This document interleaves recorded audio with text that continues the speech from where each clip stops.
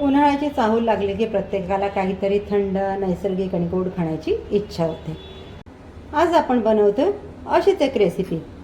कुठल्याही कठीण स्टेप्स नाहीत किंवा कुठलंही महागडं साहित्य नाही, पण जर चवीला म्हणाल तर अप्रतिम. एकदा खाल्ली की पुन्हा पुन्हा बनवाल.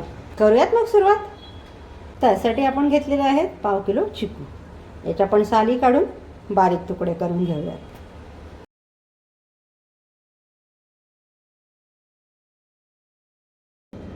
चिकू आपण बारीक तुकड्यांमध्ये कट करून घेतलेलं आहे. पुढचं लागणारं साहित्य आहे आपलं तांदूळ.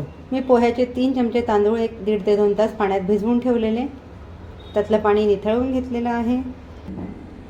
गरम कढईमध्ये मी 3 ते 4 चमचे साजूक तूप घालून घेते. तुम्ही तुमच्या आवश्यकतेनुसार इथे तुपाचं प्रमाण घेऊ शकता. यामध्ये ॲड करतो आहे आपण आपले कट केलेले चिकूचे तुकडे. तुपात घालून घेतलेले चिकूचे तुकडे आपल्याला थोडा वेळ फ्राय करून घ्यायचे आहेत.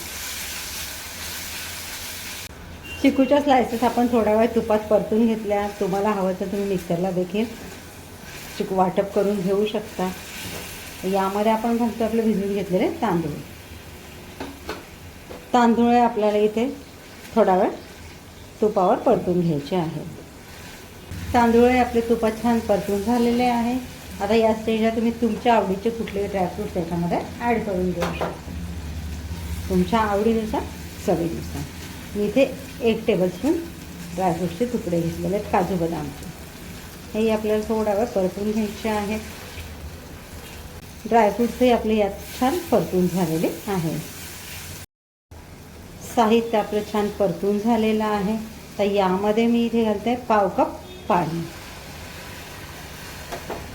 छान मिक्स करून घेऊयात. तर आज आपण बनवतोय तरी नक्की काय? आपण बनवतोय चिकू फिरणी. चिकू आपण मिल्कशेक वगैरे बनवतो, असा खातो. सगळ्यांना आवडतं असं नाही, सगळेच आवडीने खातात असं देखील नाही. ज्यांना आवडत नसेल त्यांना ह्या पद्धतीने आपण चिकू देऊ शकतो. तुम्ही ही फिरणी बनवा, खूप छान लागते. अगदी झटपट, कुठल्याही अवघड स्टेप्सचा वापर न करता किंवा कुठलंही महागडं साहित्य न वापरता तयार होते. मला जर अशा नाविन्यपूर्ण वैविध्यपूर्ण रेसिपीज बघायला आवडत असतील तर रासनास किचनचे व्हिडिओज लाईक करा, चॅनलला सबस्क्राईब करा. असाच तुमचा भरभरून प्रतिसाद देत चला आणि व्हिडिओ शेवटपर्यंत बघत चला. म्हणजे व्हिडिओमध्ये ज्या काही छोट्या छोट्या टिप्स दिलेल्या असतात त्या मिस होतात. आपण बऱ्याच वेळा असं करतो, व्हिडिओ लावतो आणि मध्येच काहीतरी काम येतं, त्यासाठी आपण निघून जातो. मधला व्हिडिओ आपला मिस होतो आणि ज्या महत्त्वाच्या टिप्स असतात त्या आपल्या मिस होतात आणि मग आपल्याला हवं त्या पद्धतीने आपला रेसिपीचा रिझल्ट येत नाही. म्हणून व्हिडिओ शेवटपर्यंत नक्की बघत चला. हे सर्व आपलं साहित्य इथे परतून झालेलं आहे. आता यामध्ये मी ॲड करते रूम टेम्परेचरचं दूध 1 वाटी. तुम्हाला हवं अर्धी वाटी दूध, अर्धी वाटी पाणी असं देखील वापर करू शकता. काही वेळेला इथे दुधाचं किंवा पाण्याचं प्रमाण कमी जास्त होऊ शकतं. आपल्याला हे मिक्स करून घ्यायचं आहे. आपण मीडियम फ्लेम ठेवूनच हे सर्व काम केलेलं आहे. मी यामध्ये आणखी पाव वाटी दूध ॲड केलेलं आहे. मगाशी आपण यामध्ये पाव वाटी पाणी घातलेलं. आता 1/2 वाटी दूध, म्हणजे एकूण आपण 1.5 वाटी दुधाचा आणि पाण्याचा वापर यामध्ये केलेला आहे.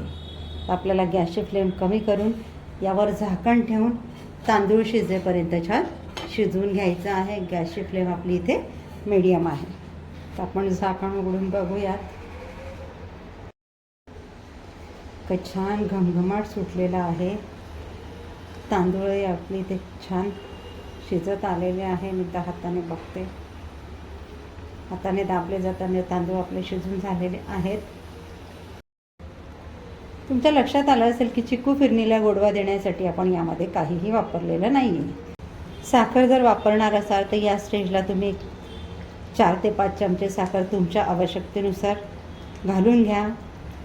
2-3 मिनटं मंद आचेवर शिजू द्या आणि गॅस घालवून द्या. आता मी इथे गुळाचा वापर करणार आहे. गूळ आणि दूध गरम गरम संपर्कात आले तर दूध फाटतं. त्यामुळे मी आता गॅस घालवून देते आणि हलकं गार होऊ देते.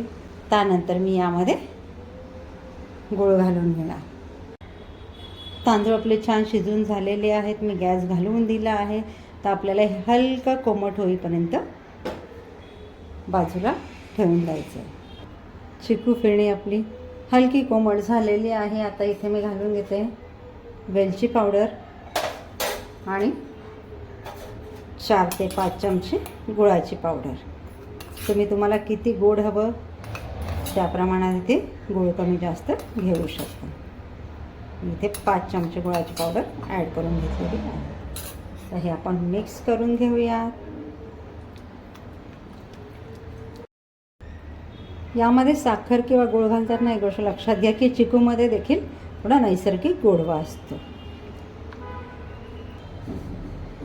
खाण्यासाठी रेडी झाली आपली चिकू फेणी. तुम्ही नक्की बनवा, तुम्हालाही आवडेल.